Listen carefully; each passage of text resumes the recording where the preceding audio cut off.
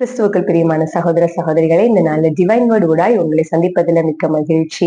இயேசு உங்களை உயர்த்தி வச்சிருக்கிறாரா? ஆனா அந்த உயர்வை பிடிக்காத சிலர் உங்களுக்கு விரோதமாய் சில சதி யோசனைகளை பண்ணுகிறார்களா? இல்ல பொய் சாட்சிகளை தேடிக்கொண்டிருக்கிறாங்களா? இல்ல உங்க குடும்பத்தின் மத்தியிலயோ, உறவினர்கள் மத்தியிலயோ, நண்பர்கள் மத்தியிலயோ உங்களுக்கு விரோதமாய் உங்களுடைய ஆசீர்வாதத்தை தடுக்க நினைக்கிற காரியங்களை செய்து கொண்டிருக்கிறாங்களா? இல்ல யோசனை பண்ணி கொண்டிருக்கிறாங்களா? இல்ல உங்களுக்கு விரோதமாய் செய்வினை கட்டுகள் எதுவும் இருக்கா? இயேசு இந்த நாள்ல உங்களை பார்த்து சொல்லுகிறார், உனக்கு விரோதமாய் உருவாக்கப்படும் எந்த ஆயுதமும் வாய்க்காதிருக்கும். தானியேல் 3வது அதிகாரத்திலே பாபிலோன் ராஜாவாகிய நேபுகாத் நேச்சார் ஒரு பெரிய பொற்சிலையை உண்டாக்கி எல்லாரையும் கூப்பிட்டு எல்லா மியூசிக்கல் இன்ஸ்ட்ருமெண்ட்ஸ் வாசிக்கும் பொழுதும் இதை தாழ விழுந்து பணியணும், அப்படி பணியாதவர்கள் எரியிற அக்கினி சூளை நடுவுல போடப்படுவாங்க கட்டளை பிறப்பிக்கிறாரு.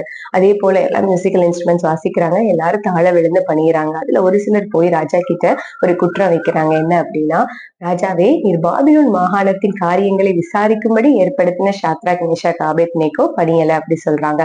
அவர்கள் கண்ணை அந்த பதவி தாங்க உறுத்தி இருக்கிறது. போய் இப்படி ஒரு குற்றத்தை வைக்கிறாங்க. ஒண்ணு ராஜா கேட்கும்போது, ஆமா நாங்க பணிய மாட்டோம், எங்க ஆண்டவர் எங்களை தப்புவிக்க வல்லவரா இருக்கிறாருன்னு சொல்லி இந்த 3 பேர் சொல்றாங்க. உடனே ராஜா கோவம் 7 மடங்கு அதிகமா அந்த அக்கினிய சூடாக்கி பலசாலிகளை கூட்டிட்டு கை காலை கட்டி போட்டு அக்கினிக்குள்ள போடுறாங்க.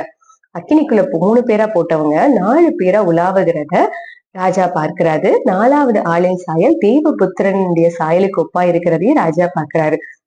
உடனே அவங்க கூப்பிடுறாரு, வெளியில வாங்கன்னு சொல்லி வெளியில வராங்க. அந்த 3 பேர் மேலேயும் அக்கினி உடைய மனம் இல்லையா, அவர்கள் முடி கருகலையா, அக்கினி பேலன்ஸ் செய்யலன்னு சொல்லி எழுதியிருக்குங்க. அந்த அட்மாஸ்பியரவே ஆண்டவர் அவர்களுக்கு மாற்றி கொடுத்திருக்கிறார். அவர்களுடைய கட்டுகள் மாத்திரமே அக்கினியில அது அருந்து விழுந்தது என்று சொல்லி பார்க்கிறோம். ஆனால் அவர்களுக்கு ஒரு சேதமும் இல்லை. அந்த தன்மையை, ஒரு கூல் கிளைமேட் ஆண்டவர் அவர்களுக்கு மாற்றி கொடுத்தார். உடனே ராஜா ஒரு கட்டளையை சொல்றாரு, இவர்களுடைய தேவனுக்கு விரோதமாய் தூஷண வார்த்தைகளை பேசக்கூடாது அப்படின்னு சொல்லி ஒரு கட்டளையை போடுறாரு. பாபிலோன் மாகாணத்துல இன்னும் அவர்களை உயர்த்துகிறார் என்று சொல்லி பார்க்கிறோங்க. அதே போலதான் இயேசுவுக்கு விரோதமாய் அநேக பொய் சாட்சிகள் குற்றம் எல்லாம் சாட்டினாங்க. ஆனா இயேசு சிலுவையில ஜெயித்தாரு. இயேசு ஜெயித்தது உண்மை. எவ்வளவு உண்மையோ அவ்வளவு உண்மை. நாமளும் இயேசுக்களாய் ஜெயிக்கப்பட்டிருக்கிறோம். அதனால கவலைப்படாதீங்க.